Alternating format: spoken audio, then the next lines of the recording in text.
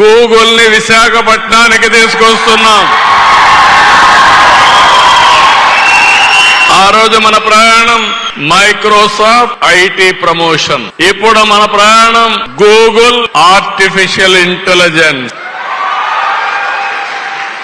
ఈరోజు అమెరికాలో silicon valley ఉంది. ప్రపంచంలో గర్వంగా చెప్పగలుగుతున్నా క్వాంటమ్ వ్యాలీ ఉండే ఏకైక దేశం భారతదేశం, అది కూడా ఆంధ్రప్రదేశ్.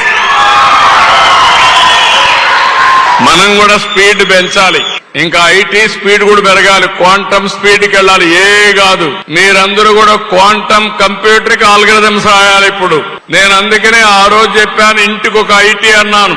ఈ రోజు చెప్తున్నాను ఇంటింటికి ఒక ఏఐ యూస్ కేసెస్ తయారు చేయాలి, లేకుంటే ఏఐ వాడుకోవాల్సిన అవసరం ఉంది.